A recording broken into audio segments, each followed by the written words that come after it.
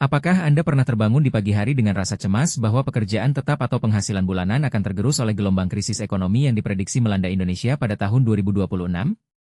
Bayangkan saja, data terbaru dari Bank Indonesia dan Lembaga Penelitian Ekonomi menunjukkan bahwa pertumbuhan produk domestik bruto dapat melambat hingga 3,5%, inflasi pangan diproyeksikan menembus 20%, dan tingkat pengangguran berpotensi naik 2 kali lipat dibandingkan tahun-tahun sebelumnya.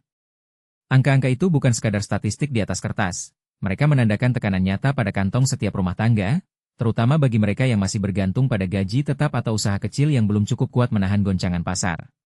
Di tengah ketidakpastian itulah muncul pertanyaan paling mendesak. Bagaimana cara tetap menghasilkan uang tanpa harus menanggung beban sewa ruko yang semakin mahal dan berisiko? Untuk menjawab pertanyaan itu, saya mengundang seorang pakar ekonomi yang telah menghabiskan lebih dari 20 tahun meneliti dinamika pasar mikro di Indonesia, Dr. Ahmad Fajar Pratama. Lulusan Fakultas Ekonomi Universitas Indonesia, ia pernah menjadi konsultan bagi lebih 100 UMKM di seluruh Nusantara, dan kini menjadi pembicara tetap di berbagai forum kebijakan ekonomi.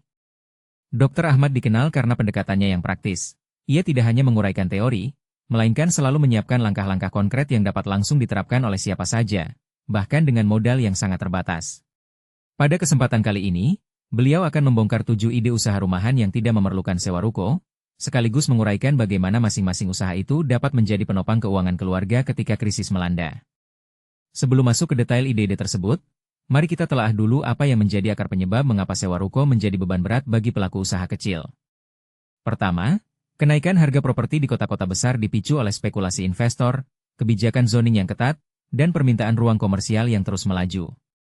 Kedua, biaya operasional tambahan seperti listrik, air, dan keamanan di lokasi fisik seringkali tidak terduga, sehingga margin keuntungan menjadi tipis.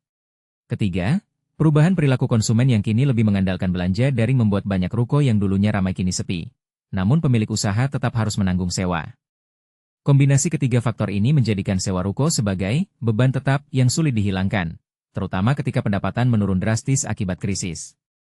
Maka dari itu, Dr. Ahmad memperkenalkan sebuah kerangka solusi yang ia sebut usaha rumahan anti sewa. Kerangka ini berlandaskan 3 prinsip utama, memanfaatkan aset yang sudah ada di rumah, mengandalkan jaringan digital untuk menjangkau pasar, serta mengoptimalkan proses produksi atau layanan agar biaya variabel tetap minimal. Dengan 3 pilar itu, setiap ide usaha yang akan dibahas selanjutnya tidak hanya mengurangi beban tetap, melainkan juga meningkatkan fleksibilitas dalam menyesuaikan diri dengan fluktuasi permintaan. Selanjutnya, mari kita selami masing-masing ide usaha, lengkap dengan estimasi modal, potensi margin keuntungan, serta langkah-langkah praktis untuk memulainya.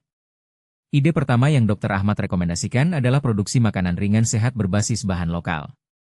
Di era konsumen yang semakin sadar akan kesehatan, camilan seperti keripik ubi, granola kacang, atau bola energi dari kurma dan kelapa memiliki permintaan yang stabil.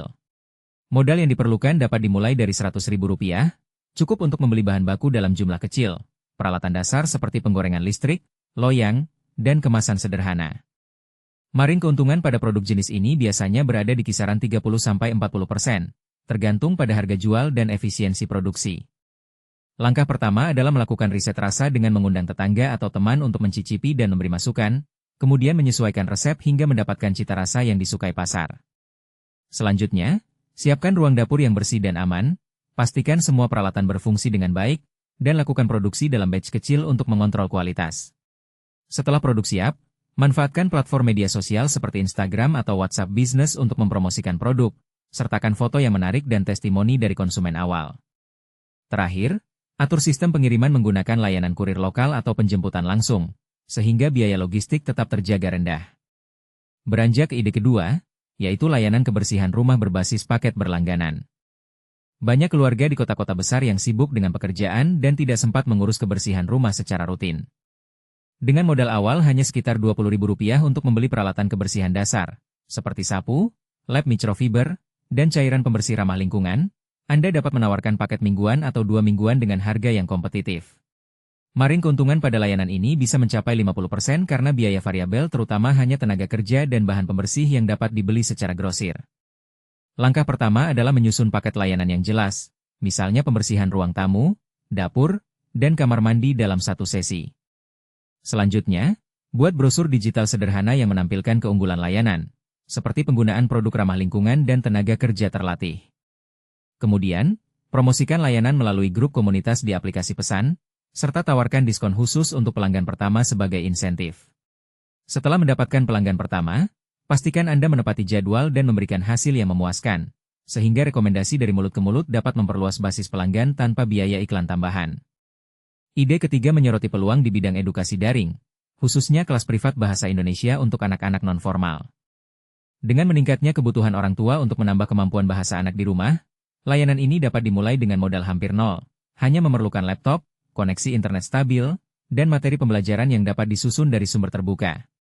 Margin keuntungan pada layanan edukasi daring biasanya sangat tinggi, mencapai 70% atau lebih, karena tidak ada biaya produksi fisik. Langkah pertama adalah menentukan target usia dan kurikulum yang akan diajarkan, misalnya kelas bahasa Indonesia dasar untuk anak usia 6-8 tahun. Selanjutnya, buat jadwal kelas yang fleksibel, dan tawarkan sesi percobaan gratis selama 30 menit untuk menarik minat orang tua. Akhiri setiap sesi dengan umpan balik yang konstruktif, sehingga orang tua merasa nilai tambah yang signifikan dan bersedia melanjutkan paket bulanan. Berpindah ke ide keempat, yaitu produksi lilin aromaterapi berbahan dasar kelapa dan minyak esensial. Pasar produk aromaterapi di Indonesia terus tumbuh, terutama di kalangan profesional muda yang mencari cara relaksasi di rumah. Modal awal yang dibutuhkan berkisar antara Rp300.000 hingga Rp500.000, meliputi pembelian lilin parafin atau lilin kelapa, minyak esensial, cetakan, serta botol kaca atau wadah dekoratif. Margin keuntungan pada produk ini biasanya berada di kisaran 40 hingga 50%. Tergantung pada kombinasi aroma dan kemasan. Langkah pertama adalah melakukan percobaan pembuatan lilin dengan variasi aroma yang populer, seperti lavender, jeruk, atau kayu manis, sambil mencatat waktu pencairan dan suhu yang optimal. Selanjutnya, desain kemasan yang sederhana namun elegan, misalnya menggunakan label buatan sendiri dengan desain minimalis. Setelah produk siap, manfaatkan marketplace lokal dan akun media sosial untuk menampilkan foto produk dalam setting rumah yang nyaman, sehingga calon pembeli dapat membayangkan manfaatnya. Terakhir, tawarkan paket bundle, misalnya 3 lilin dengan aroma berbeda, untuk meningkatkan nilai penjualan per transaksi. Ide kelima yang tidak kalah menjanjikan adalah jasa perbaikan dan perawatan peralatan rumah tangga berbasis panggilan. Banyak peralatan seperti mesin cuci, kulkas, atau setrika yang mengalami kerusakan ringan namun pemiliknya enggan mengeluarkan biaya servis resmi yang mahal. Dengan modal awal hanya sekitar Rp150.000 untuk membeli peralatan dasar seperti obeng set, multimeter, dan pelumas, Anda dapat menawarkan layanan perbaikan cepat dengan tarif kompetitif. Margin keuntungan pada layanan ini dapat mencapai 60%, terutama karena biaya bahan pengganti biasanya minimal. Langkah pertama adalah mengidentifikasi jenis peralatan yang paling sering membutuhkan perbaikan di lingkungan sekitar, kemudian mengumpulkan manual atau tutorial perbaikan yang relevan. Selanjutnya, buat profil layanan di platform digital, sertakan foto sebelum setelah perbaikan, serta testimoni pelanggan yang puas. Promosikan layanan melalui grup komunitas lokal, dan tawarkan layanan darurat dengan biaya tambahan yang wajar. Setelah mendapatkan beberapa pekerjaan, pastikan Anda mencatat setiap perbaikan, termasuk suku cadang yang digunakan, sehingga dapat menghitung profitabilitas secara akurat. Ide keenam menyoroti peluang di bidang pertanian urban, khususnya budidaya jamur tiram dalam wadah plastik bekas. Jamur tiram memiliki siklus produksi yang singkat, biasanya hanya 3-4 minggu, dan dapat ditanam di dalam rumah tanpa memerlukan lahan luas. Modal awal yang diperlukan berkisar antara Rp200.000 hingga Rp300.000, meliputi bibit jamur, substrat serbuk gergaji, kantong plastik, serta termometer sederhana. Margin keuntungan pada budidaya jamur tiram dapat mencapai 80%, terutama bila penjualan dilakukan langsung ke pasar petani atau restoran lokal. Langkah pertama adalah menyiapkan area yang bersih dan memiliki sirkulasi udara yang baik, kemudian mengisi kantong plastik dengan substrat yang telah disterilkan. Selanjutnya, inokulasi bibit jamur ke dalam substrat, tutup rapat, dan simpan di tempat gelap dengan suhu stabil. Setelah jamur mulai tumbuh, pindahkan ke area yang memiliki cahaya tidak langsung, dan lakukan penyiraman secara teratur. Setelah jamur mencapai ukuran panen, kumpulkan dan jual langsung ke konsumen melalui media sosial atau pasar tradisional, sambil menekankan keunggulan produk segar dan organik. Ide ketujuh dan terakhir adalah layanan pembuatan konten video pendek untuk UMKM lokal. Di era TikTok dan Reels, video pendek menjadi alat pemasaran paling efektif, namun banyak pelaku usaha kecil yang tidak memiliki waktu atau keahlian untuk memproduksi konten berkualitas. Dengan modal awal yang dapat diminimalkan menjadi Rp100.000 untuk membeli tripod sederhana, lampu LED, dan aplikasi editing gratis, Anda dapat menawarkan paket pembuatan video 1 hingga 3 menit yang menonjolkan produk atau layanan klien. Margin keuntungan pada layanan ini dapat mencapai 50 hingga 60%, tergantung pada volume klien dan kompleksitas editing. Langkah pertama adalah menyusun portofolio sederhana dengan contoh video yang menampilkan produk lokal, misalnya makanan tradisional atau kerajinan tangan. Selanjutnya, hubungi pemilik UMKM melalui pesan pribadi di media sosial, tawarkan paket percobaan dengan harga khusus, dan jelaskan bagaimana video pendek dapat meningkatkan engagement dan penjualan. Setelah klien setuju, lakukan proses produksi dengan memperhatikan pencahayaan, sudut pengambilan gambar, dan narasi yang jelas.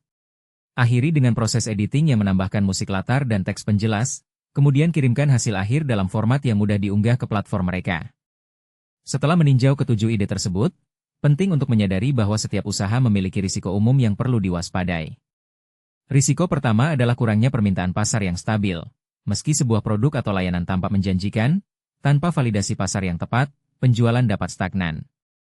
Risiko kedua adalah ketergantungan pada satu saluran pemasaran, misalnya hanya mengandalkan satu platform media sosial yang algoritmanya dapat berubah sewaktu-waktu. Risiko ketiga adalah kurangnya kontrol kualitas, terutama pada usaha produksi makanan atau lilin, yang dapat menurunkan kepercayaan konsumen jika terjadi keluhan. Untuk mengurangi risiko tersebut, Dr. Ahmad menyarankan pendekatan pengujian pasar secara bertahap, diversifikasi saluran penjualan, serta penerapan standar operasional prosedur yang ketat sejak awal. Bagaimana cara mengukur apakah usaha yang Anda jalankan sudah memberikan hasil yang diharapkan? Pertama, tetapkan indikator kinerja utama, KPI, yang relevan, seperti jumlah penjualan per minggu, margin laba bersih, atau tingkat retensi pelanggan. Kedua, lakukan pencatatan keuangan harian, baik pemasukan maupun pengeluaran, sehingga Anda dapat menghitung profitabilitas secara real-time. Ketiga, evaluasi umpan balik pelanggan secara rutin, komentar positif atau keluhan dapat menjadi sinyal apakah produk atau layanan perlu disesuaikan.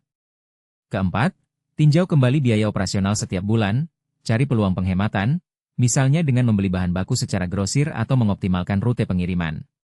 Jika setelah 3 bulan KPI belum mencapai target, pertimbangkan untuk mengubah strategi pemasaran, menyesuaikan harga, atau bahkan mengganti varian produk yang kurang diminati. Proses evaluasi yang sistematis ini akan memastikan usaha Anda tetap adaptif dan tidak terjebak dalam kebiasaan yang tidak menghasilkan. Sebagai penutup, mari kita rangkum manfaat utama dari mengadopsi 7 ide usaha rumahan anti sewa ruko ini. Pertama, Anda dapat memulai dengan modal kecil tanpa harus menanggung beban sewa yang menggerogoti profit. Kedua, setiap usaha dirancang untuk memanfaatkan aset yang sudah ada di rumah, baik itu dapur, ruang kerja, atau bahkan limbah plastik yang dapat diubah menjadi wadah lilin. Ketiga, semua ide mengandalkan platform digital untuk promosi, sehingga biaya pemasaran tetap rendah dan jangkauan pasar dapat meluas ke seluruh Indonesia. Keempat, dengan mengikuti langkah-langkah praktis yang telah dijabarkan, Anda tidak perlu menunggu waktu lama untuk melihat arus kas masuk. Sebagian besar usaha dapat menghasilkan pendapatan dalam hitungan minggu pertama. Kelima, risiko yang ada dapat diminimalisir melalui validasi pasar, diversifikasi saluran, dan kontrol kualitas yang konsisten. Jika Anda merasa terinspirasi dan siap mengambil langkah pertama menuju kemandirian finansial di tengah krisis 2026, jangan ragu untuk mengimplementasikan salah satu atau beberapa ide yang telah dibahas. Ingat, kunci keberhasilan terletak pada aksi cepat, evaluasi berkelanjutan, dan kemampuan beradaptasi terhadap perubahan pasar. Saya berharap penjelasan ini memberikan gambaran yang jelas dan memotivasi Anda untuk memulai usaha rumahan yang tidak bergantung pada sewa ruko. Sebelum mengakhiri video ini, saya mengajak Anda untuk berpartisipasi aktif. Tekan tombol subscribe di bawah agar tidak ketinggalan konten-konten strategis lainnya yang akan membantu Anda menghadapi tantangan ekonomi. Berikan like jika materi ini dirasa bermanfaat, dan tuliskan komentar tentang ide usaha mana yang paling menarik bagi Anda atau tantangan apa yang Anda temui saat ini. Dengan langkah konkret ini, Anda tidak hanya menyiapkan diri untuk bertahan, tetapi juga menciptakan peluang pertumbuhan yang berkelanjutan. Terima kasih telah menyimak. Semoga sukses dalam setiap usaha yang Anda jalankan, dan sampai jumpa di video selanjutnya. Intinya, jalankan langkah kecil ini secara konsisten supaya hasilnya benar-benar terasa dan perubahanmu tidak berhenti di tengah jalan. Kalau video ini ngebantu, subscribe sekarang, tekan like, tulis pendapatmu di kolom komentar, dan share ke temanmu biar makin banyak yang terbantu.